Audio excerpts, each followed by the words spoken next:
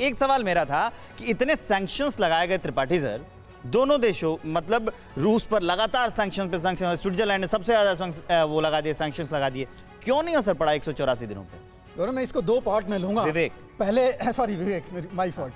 मैं इसमें दो पार्ट में लूंगा, पहले यूक्रेन का लूंगा। हाँ। यूक्रेन को देखिए, अगर जून में आपको याद है यहीं पर हमने डिस्कस किया था, जेलेंस्की ने बोला था उनके एड ने कि $5 करोड़ पर मंथ उनको चाहिए अपना स्टार्ट करने के लिए रिहेबिलिटेशन। कुछ नहीं आया उनके पास अभी, सिर्फ वेपन्स एम्युनिशन आए जा रहे हैं। दूसरी चीज, डिस्ट्रक्शन जो हुआ उसका कोई नाम नहीं ले रहा है, जितना आप लोगों ने दिखाया।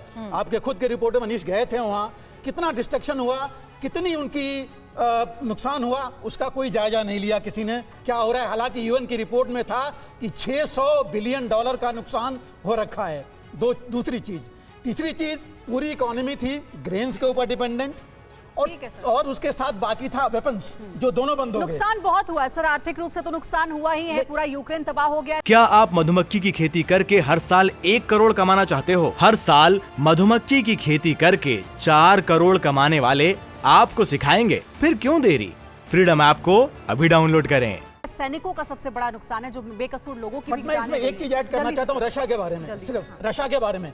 रशिया को देखिए, कोई फर्क नहीं पड़ा। आप अगर देखिए रशिया का, तो उसका अभी लेटेस्ट है, परसों की बात है, साउथ कोरिया ने इजिप्ट में एक न्यूक्लियर पावर प्लांट के लिए कंस्ट्रक्शन के लिए रशिया की कंपनी से $2.5 बिलियन का जो है साउथ कोरिया ने किया है। ठीक है सर, बिल्कुल ये इंटरेस्टिंग फैक्ट्स आप बता रहे हैं रूस के बारे में। देखिए इस बीच एक और ब्रेकिंग न्यूज ये कि रूस के पूर्व राष्ट्रपति मेदवेदेव का बहुत बड़ा दावा, यूक्रेन में व्लादिमीर पुतिन युद्ध नहीं रोकेंगे, मेदवेदेव ने ये कहा है। और यूक्रेन नाटो में शामिल होने की जो मंशा है वो छोड़ दे, फिर भी ये युद्ध जारी रहेगा जब तक लक्ष्य हासिल नहीं हो जाता है, ये हमले जारी रहेंगे। मेदवेदेव का ये बयान है कि अगर अब यूक्रेन अपनी ये मंशा छोड़ भी देता है कि नाटो का वो मेंबर नहीं बनेगा, उसके बाद भी जो रशिया की तरफ से हमले, जो पुतिन की मंशा है, उससे वो पीछे नहीं हटने वाले हैं। यानी कुल मिलाकर के ये युद्ध फिलहाल थमता रुकता नजर नहीं आता है। याद होगा आपको, बार बार चेतावनी दी थी, बार बार चेताया था पुतिन ने, जेलेंस्की को ये कहा था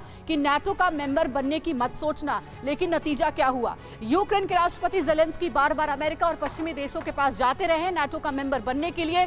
वजह यही हुई, स्थिति यही हुई कि यूक्रेन आज पूरी तरीके से तबाह हो चुका है। 6 महीने से ये युद्ध चल रहा है और अब तो हालात ऐसे हो गए हैं कि बातचीत की भी कोई गुंजाइश नहीं है।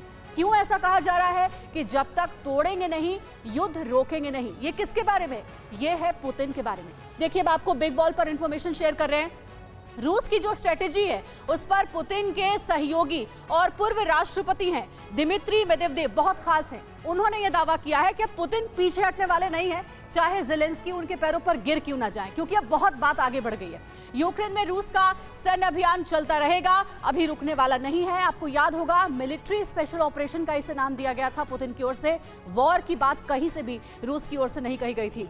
जब तक रूस अपना लक्ष्य हासिल नहीं कर लेता है, जंग जारी रहेगी, क्योंकि अब ईगो पर चोट पहुंची है पुतिन की और वो रुकने वाले नहीं है।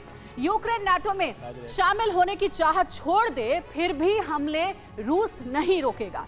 रूस पहले ही ये कह चुका है कि यूक्रेन नाटो में शामिल होने की जिद ना करे। बार बार पुतिन की ओर से जेलेंस्की को ये चेतावनी दी गई थी। रूस कंडीशंस के साथ बात करने को तैयार था, लेकिन आपने देखा था कि जेलेंस्की कैसे अपनी जिद पर अड़े हुए थे। उनका यह कहना था कि मैं पीछे हटने वाला नहीं हूं, बल्कि उन्होंने तो जो यूक्रेन के अपने देश के जो आम नागरिक थे उनको भी युद्ध लड़ने के लिए सामने खड़ा कर दिया था। सिंह साहब, ये स्थिति तो हमने देखी ना कि मौके कई बार दिए गए, बातचीत की टेबल पर भी रूस और यूक्रेन कई बार बैठे भी, लेकिन देखा ये गुंजाइश कहीं से भी युद्ध रोकने की नजर नहीं आई। मेदवेदेव ये कह रहे हैं कि अब भले जेलेंस्की बातचीत को तैयार हो जाए या सारी शर्तें क्यों ना मान ले, पुतिन पीछे हटने वाले नहीं है, नहीं रुकने वाले हैं। क्या वजह इसके पीछे आप मानते हैं? इसमें 2-3 वजह है। इनकी स्ट्रैटेजी जो है रूस की शुरू में थी कि कीव को कब्जा करेंगे, वो तो बदलाव करना पड़ा क्योंकि उनका अपना जो मिलिट्री ऑपरेशन था सही नहीं गया। दूसरा है, इस समय हम समझ रहे हैं कि रूस थोड़ा धीमा हो गया है लड़ाई के मैदान में। मेरे नजरिए में असली बात है कि वो विंटर को सेट इन होने देंगे, जबकि सारी यूरोप को ऑयल, गैस और बाकी सप्लाई की कठिनाई आएगी और उस समय रूस अपना मिलिट्री ऑपरेशन और भी बढ़ा सकता है। उस समय जब ये बर्फ में पड़ेंगी तो सिर्फ मेरे को ये मेरी एप्रिसिएशन है एक जी। टैंक्स का उसका वॉरफेयर भी इस्तेमाल करेंगे।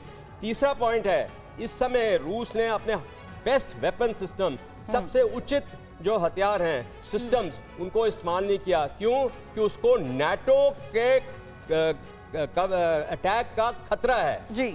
एक और लास्ट पॉइंट मेरा है कि इस समय नोरैड जो है जी। यूएस और कनाडा का जो सिस्टम उनका अलायंस है, वहां पे उनको आर्कटिक में भी रूस ने खतरा पैदा कर दिया है। लेकिन तो ये तमाम बड़े सवाल हैं। क्या आप मधुमक्खी की खेती करके हर साल 1 करोड़ कमाना चाहते हो? हर साल मधुमक्खी की खेती करके 4 करोड़ कमाने वाले आपको सिखाएंगे। फिर क्यों देरी? फ्रीडम ऐप को अभी डाउनलोड करें।